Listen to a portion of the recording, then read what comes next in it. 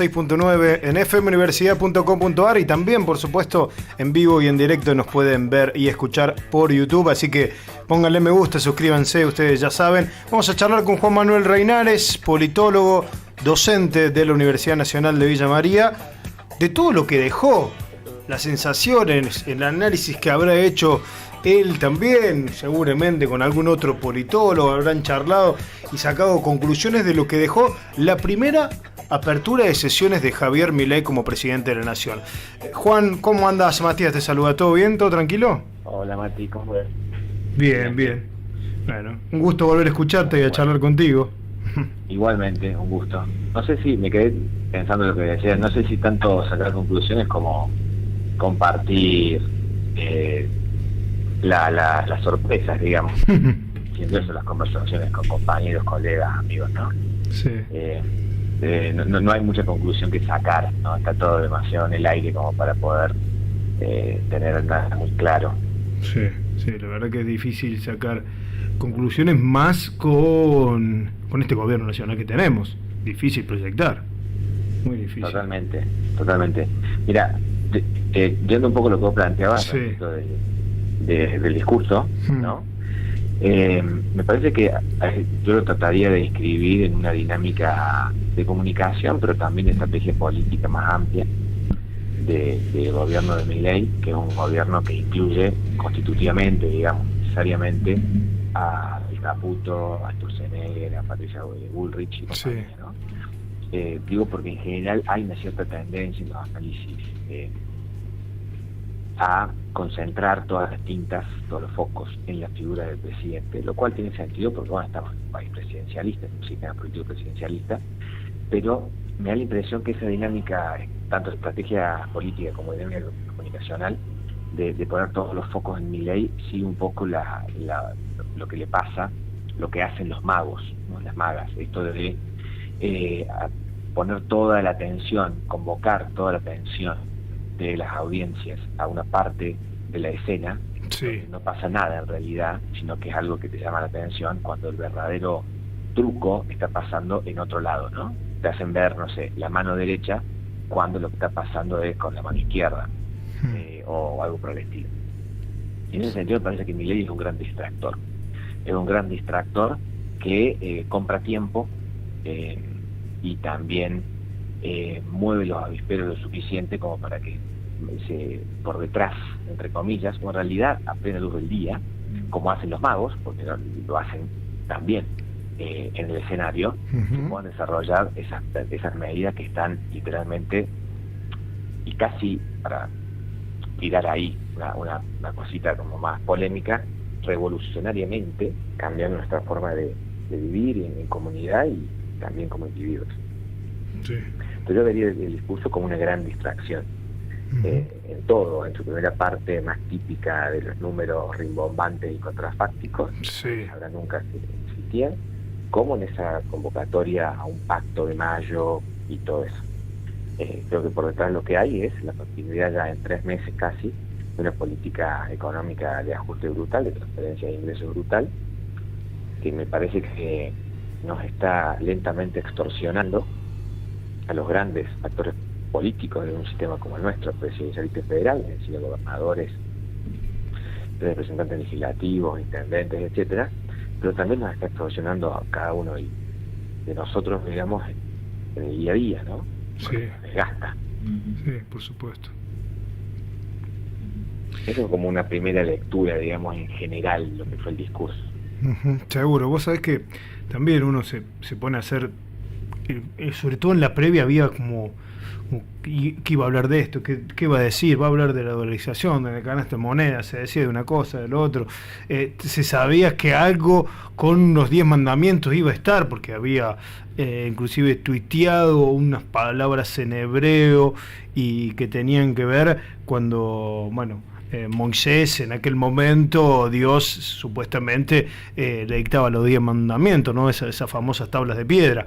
Tenía que ver un poco con eso, entonces como que anunciaba eso, pero no sabía hacia dónde iba a ir. Me parece que fue, inclusive, más allá, sí que comparto con vos, que distrae, pero que no hubo tanta explosión, para llamarlo de alguna manera. Me parece que le faltó eso, que fue inclusive hasta aburrido por momentos, algo que se esperaba que iba a decir, ¿con qué va a salir? Y fue más de lo habitual, digamos, inclusive esta receta que ya se vieron en los 90 de lo que dijo. Sí, totalmente es verdad que tanto el cambio de horario para llevarlo al horario principal de la noche. Generaba expectativas, claro. Claro, generó muchísimas expectativas, luego se levantó mucho el dato de los puntos de rating, o sea, descontando el hecho de que fue por cadena nacional y compañía.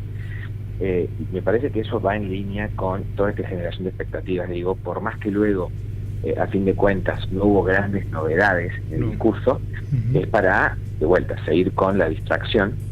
Y por otro lado, como me parece que estás planteando vos, Mati, efectivamente convocar un pacto es una señal de cierta debilidad en el terreno, que es incoherente, digamos, con una estrategia que se veía en los últimos 2 meses, de más bien confrontación constante, y como que no cierra. Claro, además uno esperaba como rimbombante, ¿no? Anuncio, y convocó una reunión, al fin y al cabo, porque el pacto sería como una reunión para mayo, recién, ¿no? Para el 25 de mayo. Por supuesto, y en ese sentido, lo que muchas voces salieron a decir, mayo queda lejos, claro, literalmente se lo digo a mayo queda lejos, pero en general queda lejos y te da mucho tiempo para continuar con este trabajo de zapa, digamos, de desgaste constante, no solo del bolsillo, sino incluso del sistema de expectativas que tenemos como sociedad, y cada uno incluso de nosotros y nosotras, en nuestras familias, en nuestros espacios de trabajo, en nuestros vínculos cotidianos, digamos, nuestras relaciones sociales más cercanas, no solo como sociedad, ¿no? Y ahí me parece que está el punto central de lo que está pasando en los últimos 2 meses y medio, que es esa transformación radicalizada de las estructuras más básicas en las cuales nos constituimos como sujetos sociales, sujetos políticos, obviamente, en el terreno del trabajo, reforma laboral, precarización a explotación, que no digo que no haya existido previamente, obviamente, pero lo que hay acá es una acelerar en ese terreno, en el terreno también de la educación, obviamente, sobre todo con la educación, a todo nivel, educación universitaria, quizás, me afecta particularmente por la cuestión laboral también, pero política y laboral, pero donde hay un ajuste brutal, ¿no? De los presupuestos, tanto universitario como el sistema de ciencia y técnica más amplio, con ISET incluido, y por último el sistema también de salud. El salud está quizás no tan explícito en el debate público, pero recuerdo Velocopit diciendo, no Velocopit, que es de Swiss Medical, me parece, una de esas grandes prepagas, ¿no? Diciendo, un gran empresario, diciendo que las prepagas no eran para cualquiera, que la idea era que la prepaga fuese un sistema de élite para una proporción de la población. Eso es, literalmente,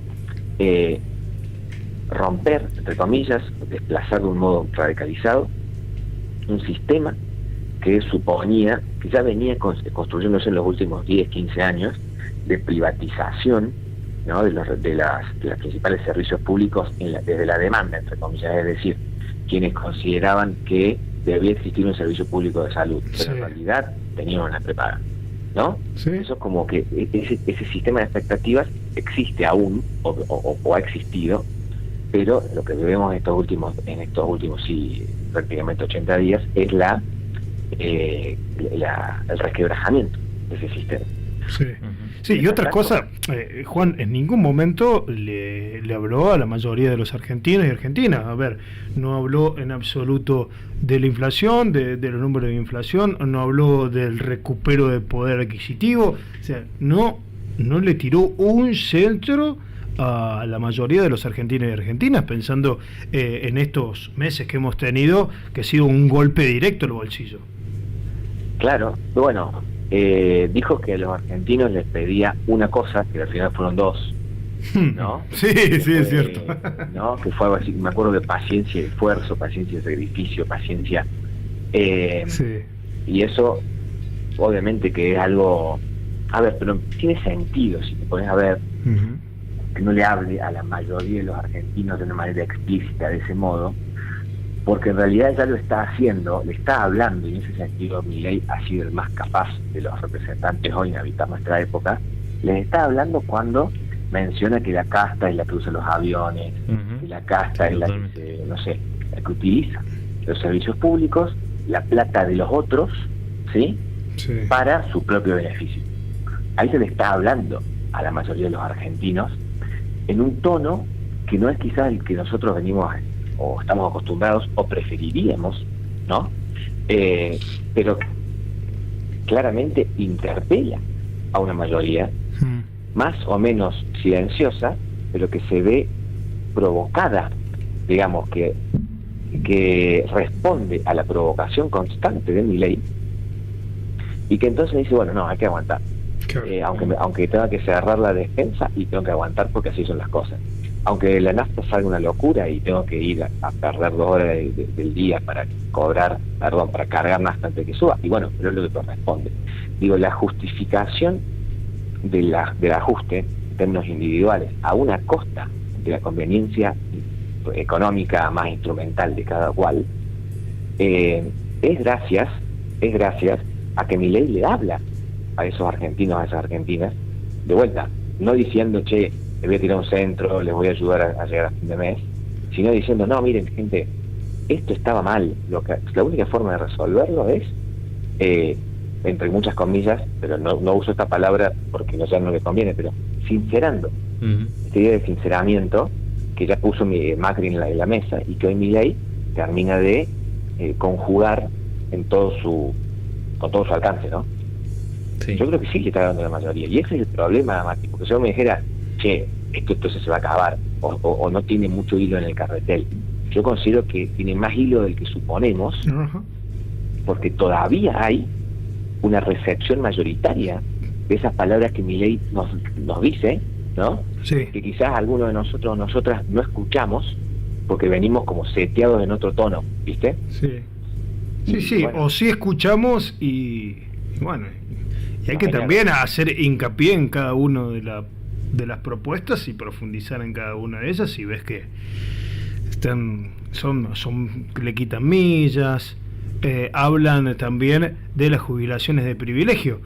Pero bueno, si querés, y inclusive esto lo que va a enviar no se puede ir para atrás, o sea que no le van a quitar ni a Cristina Fernández Kirchner, ni a Alberto Fernández, ni a Mauricio Macri la jubilación de privilegio, porque las leyes son para adelante, o sea, no puede ir retroactivo en ese sentido.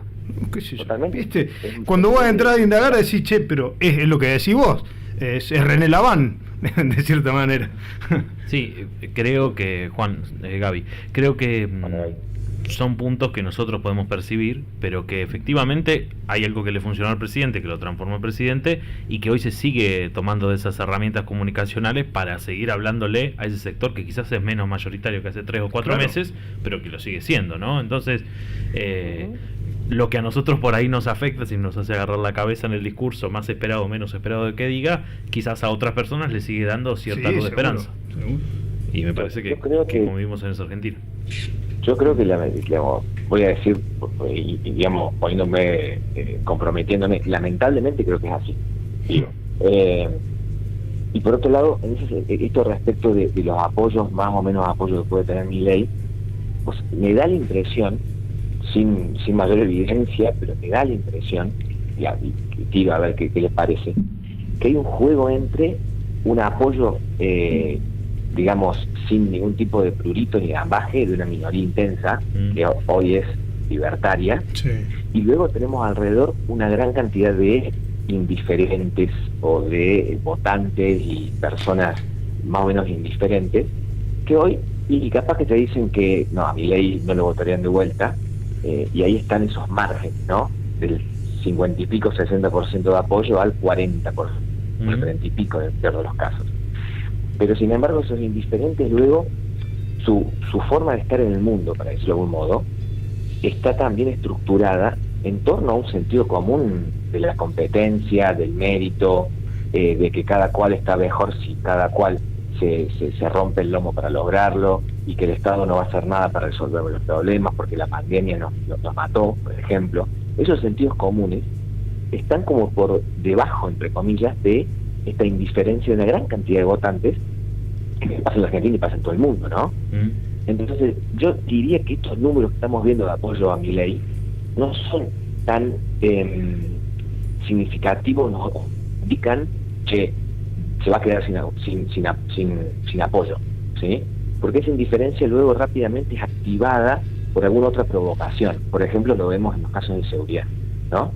En algunos casos de inseguridad, en algún caso de corrupción, y eso provoca toda una reacción moral, ¿no?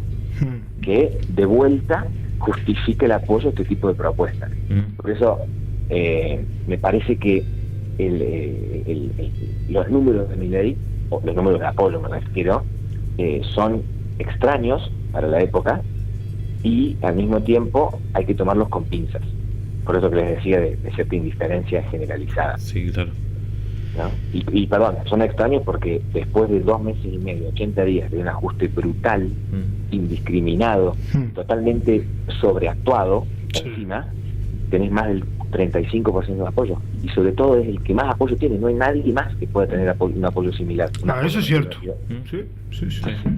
Sí, porque tampoco aparece una alternativa. No, un gran opositor no hay hoy. No lo hay. Bueno, justamente sobre eso, tomo lo que dice Mati de opositores y me quedo con el concepto ese de indiferencia que decía Juan.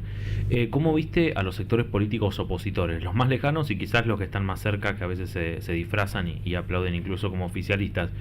No los vimos por la transmisión, pero en el después, en las declaraciones, más allá de que Mayo queda lejos, ¿cómo los viste en estas horas? Bien, bueno, primer punto, esto de que no se vio una cara que no sea la de los libertarios o de la Libertad Avanza en la transmisión, habla de una comunicación totalmente, profundamente antidemocrática, ¿no? No hay lugar a la diferencia ahí. Segundo, me parece que el establishment político, por decirlo de algún modo, es decir, la gente que, los representantes, las personas que hacen política, que también viven la política, evidentemente, y que tienen en su registro continuar allí, continuar haciendo política, ¿sí? Ley literalmente, explícitamente se distingue. Vieron que dice, yo estoy dispuesto a todo porque precisamente no espero nada para mí, ¿no? El ostracismo, salir eyectado del cargo en algún momento, no me importa con tal de llegar adelante este programa de brutal ajuste, que para Milei no sería estrictamente un ajuste de conservador y reaccionario, sino un ajuste para sentar unas bases, etcétera, etcétera. Yo digo, entonces, los que hacen política están pensando también en sostener sus propias posiciones. Y ahí está entonces el juego de cuidar la palabra. Y entonces me parece que por ese lado se puede entender quienes dijeron, sí, vamos a ir a ese encuentro, claro, en Córdoba. Además es difícil oponerte a un diálogo, cuando muchos gobernadores vienen hablando del diálogo, ¿no? Es que es imposible. Exactamente. Imposible. Vamos a ir ahí, pero plantea ciertas diferencias. En ese sentido, para mí la postura de Yarlora, que en los último mes prácticamente ha sido de una oposición inesperada, si tenemos en cuenta su apoyo implícito y ambivalente a la figura de Milei previo a la campaña, ¿no? Porque si bien habilitó militancia micro de apoyo a Massa, no hubo una de él. Exactamente, no hubo una adhesión clara a nivel público, provincial y nacional. Pero hoy es una palabra que trata de, bajo todo aspecto, mantener cierta idea de cordura, y en ese sentido habla con un léxico político que sería quizás con palabras prestadas hace unos años, ¿no? El consenso, de buscar las mejores respuestas, de articular con actores de la sociedad, etcétera, etcétera. Pero que dice, bueno, vamos a discutir esto, pero mientras tanto hagamos algo, porque se nos está viniendo encima un ajuste brutal sin medidas de reactivación económica, por ejemplo. Creo que ahí hay una postura interesante. Después está la postura menos ambigua de la gente del PRO, evidentemente, de los gobernadores del PRO, que salieron a bancar desde una, como Mendoza, como Nimo Chubut, que pasó de ser un guerrero federal a ser de vuelta un actor que responde a los intereses de Macri, como siempre lo fue Ignacio Torres. Sí, pero perdón, Juan, ahí te dejo seguir. Eso habla también de la voracidad de todo lo que nos pasa, ¿no? En esta Argentina, porque si uno ve los últimos 5 días, por momentos Nacho Torres emergía como una voz allí de representante de los gobiernos de las provincias, como un opositor, como tendiendo lazos quizás con algún otro sector. Prestémosle atención el a la caudillo figura, patagónico casi. prestémosle a la Patagonia rebelde encabezada por el pibe joven que es gobernador, y a los 2 días estaba donde siempre estuvo Nacho Torres, digamos. Entonces, quizás, te dejo seguir, pero se me ocurre pensar ahora que esa falta de encontrar una figura opositora nos hace ilusionar muy rápido con lo primero que aparece. Puede ser. Se me cruzó ahora. Estoy de acuerdo con eso, me parece que hay mucho barullo dando vuelta, y ese barullo está, de alguna manera, también es parte del modo en que vivimos. Uno abre cualquier plataforma y lo que busca es algún tipo de emoción, ¿no? Y ahí estamos como medio adictos al barullo también. Sí, totalmente. Y eso lo lee perfectamente la estrategia política y, con su correlato comunicacional, la Libertad Avanza, ¿no? Por eso me parece que saliendo un poquito de ese barullo, si es que podemos, y tratando como de ver cuáles serían las dinámicas políticas que ordenan la escena, más allá de ese barullo, hoy lo que yo veo, o me parece que podríamos llegar a vislumbrar, es que la dinámica del política es la de como un parlamentarismo fuera de foco. A ver, digan que el sistema político argentino es presidencialista. Se supone entonces que quien gana la elección ejecutiva suele tener un nivel de apoyo más o menos importante a nivel legislativo, y por ende desde ahí puede gobernar.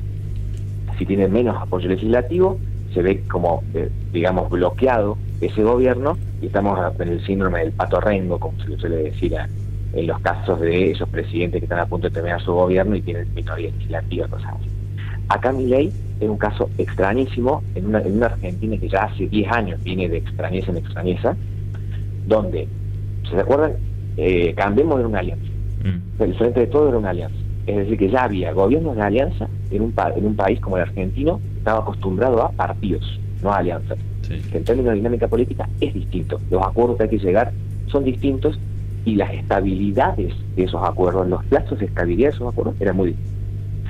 Hoy estamos viviendo un gobierno, bajo un gobierno nacional, que es en sí mismo una alianza, pongámosle, porque todos son varios partidos ahí involucrados, varios sectores que ni siquiera están muy organizados en partidos, pero que están ahí bajo la paraguas de la figura de Milei, que además negocia con el PRO después de la elección, es decir, entre la primera vuelta y la segunda, con candidatos a presidente, a presidenta y vicepresidente en el gobierno, ¿no?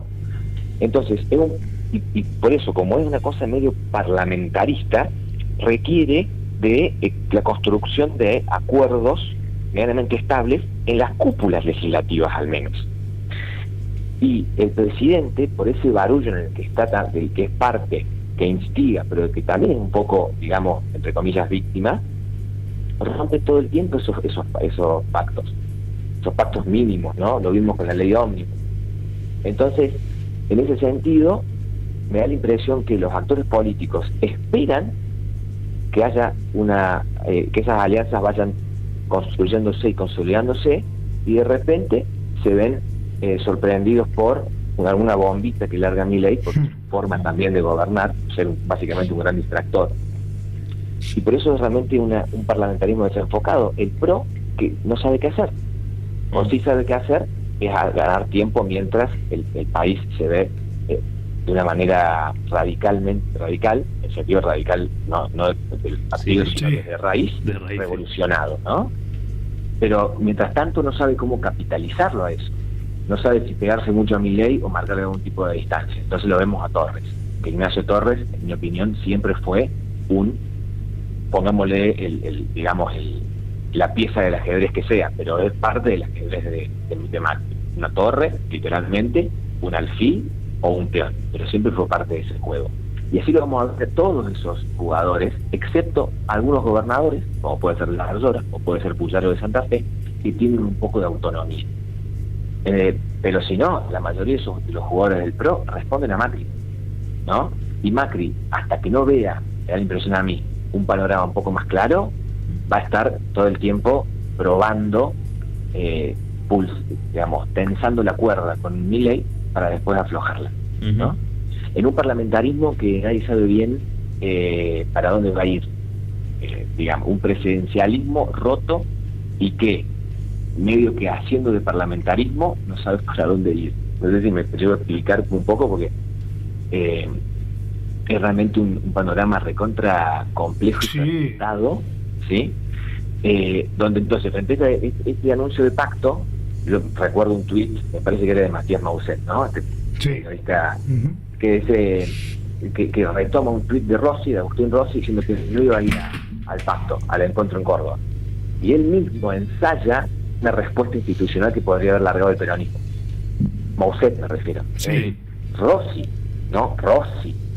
candidato a vicepresidente, ministro, gran jugador político de Santa Fe, reaccionando en Twitter, o en X, como sea, de una manera medio caprichosa, y el mismo Mauset pidiendo mucha base peronista hoy, pidiendo algún tipo de sensatez, ¿no?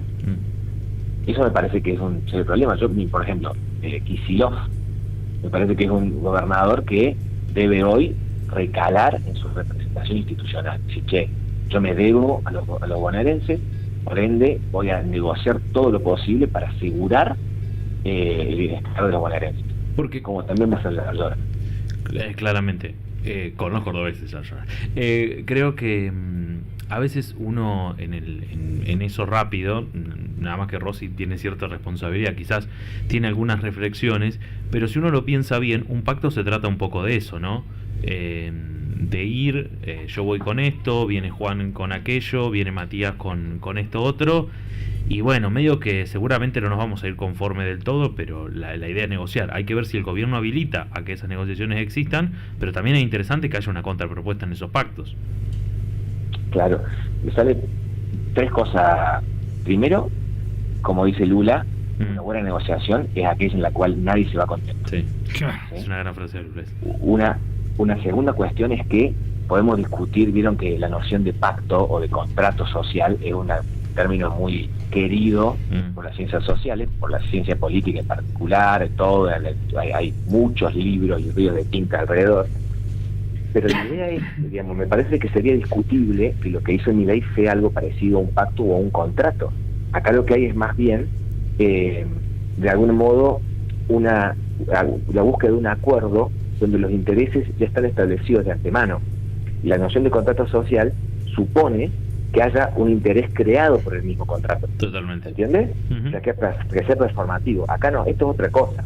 Y probablemente lo del pacto y lo del contrato haya sido, no sé, se me ocurre algún tipo de estrategia de marketing que largaron como para decir algo también, porque no se sostiene, es un pacto al cual se convoca, ¿no?, a los actores políticos más relevantes, gobernadores, políticos y jefes legislativos, pero pues ya con el camino trazado de antemano, son estos 10 puntos y nada más. Que obviamente si Moisés hubiese mandado 11 mandamientos serían 11 puntos, estoy de acuerdo con eso, hay un montón de referencias bíblicas y extrañas.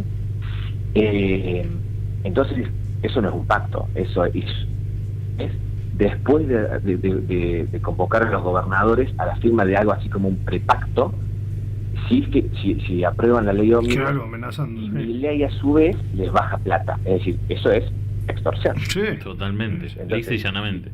Si convocás un pacto, pero antes pedís la firma de la ley ómnibus, pero a cambio vas a dar plata, estás más bien en el terreno de la extorsión, y luego hablas de pacto o de contrato porque capaz que en algún focus group garpa, ¿no? Y por último, lo que sí me parece es que, más allá de todo esto que podemos charlar, el pacto está. La idea de pacto, de contrato, de acuerdo, de encuentro está. Bueno, agarrar la carta y jugásela en contra. Es decir, bueno, dale, vamos a pactar, pero pactemos con este y otro punto. Totalmente, sí. Claro. La orfandad que tenemos política del sector, digamos, del campo nacional y popular, nos plantea que nadie salió con ese otro decálogo, ¿no?, con un decálogo hereje, como para discutir el canon, ¿no? Sí, no aparecieron en estas horas otros 10 puntos que representa la otra porción de los argentinos y argentinas que no coincide políticamente con el presidente. Claro, tratar de tirarle, che, no hablaste de educación, bueno, yo quiero ir a que la educación tal cosa, la educación vinculada al desarrollo, la educación vinculada a la inclusión, la salud, etcétera, no sé. Habría que ver ahí la cantidad de posibilidades que abre esta convocatoria, porque de vuelta, si llama al pacto, con todos los detalles o notas que uno puede agregar ahí de color o no tanto, que acabamos de mencionar, este es un pacto que ya supone intereses previos, etcétera, etcétera, aún así lo está llamando. Por ende, está abriendo una puerta. Bueno, a esa puerta no hay que entrar sumiso, en el sentido de no hay que entrar y decir, che, ¿dónde está la firma? ¿Dónde está? Te pongo la firma, pero dame plata. Sino que hay que jugar políticamente en ese terreno, tomar las palabras y mostrar sus otros aspectos, digamos, sus otros reversos.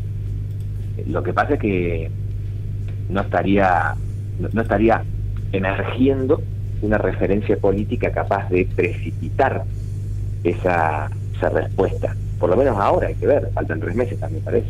Sí, por supuesto, hay que guardar, hay que esperar. El que tocó mucho el tema fue Kicillof hoy en la apertura de sesiones de la provincia, también de Buenos Aires, que fue hace un ratito nada más. Exacto, bueno, y unos títulos dejó y habló también de que y le dio un mensaje a Milei, le dijo: la voluntad de transformar no implica saltar al vacío.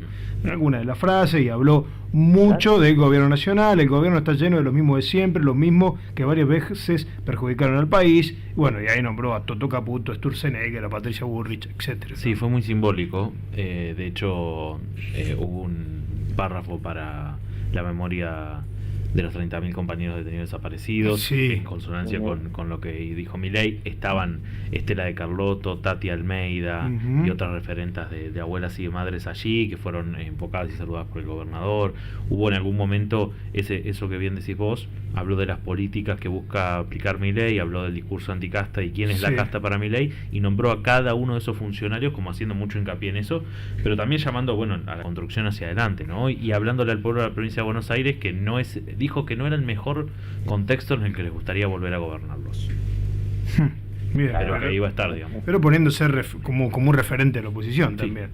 Es que, bueno, es uno de los que hoy está llamado por el cargo que ostenta, y me parece central recuperar y sostener esos legados que hacen a una parte importante de la representación política de este país los últimos 20 años, y sobre todo tratar de mostrar este gesto de mostrar cuál es la casta, ¿no? Por más que yo creo que ahí tenemos un cierto, ¿cómo le puedo decir? Como es una herramienta, un instrumento que hay que utilizar, ¿no? Una carta que hay que poner en la mesa, esta de decir que la casta es eso, es Sturzenegger, Caputo, Bullrich y compañía, todos esos personajes que vuelven a aparecer, o incluso otros que estaban en las sombras y hoy explícitamente, ¿no? Vienen a querer gobernar o capturar el Estado desde los intereses económicos. Hay que hacerlo, por más que no haya oídos muy atentos o muy dispuestos a escucharlo, en gran parte de ese 30 y pico, 40% que todavía hoy, digamos, si uno cree en las encuestas o lo utiliza para decirlo rápidamente, apoyan a Milei. Hay que seguir haciéndolo, pero me parece que al mismo tiempo, más allá de seguir haciéndolo, hay que probar poniendo en discusión otros temas. Sí, otras estrategias. Claro, disputarle la agenda también. Exacto. Al tratar de lograrlo, bueno, Kicillof ahí tiene, es gobernador de Buenos Aires, y es uno de los que debe hacerlo, ¿no? Porque después, si esperás a otros representantes, evidentemente no lo están haciendo, están esperando a ver qué pasa, o han reconocido que han perdido esta partida en el lugar más doloroso, digamos, que es el de leer la época, ¿no? Claro. Milei lo ha hecho, esas otras no, y están recalculando. Tal cual. Juan, ha sido un gusto volver a charlar contigo, 6ª temporada de Volver a Casa, y nos encanta tenerte también para que nos dejes preguntas, sobre todo, ¿no? Que es lo que nos hacemos habitualmente para tratar de construir un país más justo, que es tan difícil parece hoy en día. Exacto, pero hay que insistir, lo único que queda es insistir. Sí, tal cual. Gracias, amigo, un abrazo grande. Chau, hasta luego. Ahí estaba Juan Manuel Reinares, politólogo y docente de la Universidad Nacional de Villa María, haciendo un análisis de lo que dejó el discurso de Javier Milei. La verdad que fue un lindo debate. una linda charla que tuvimos con Juan.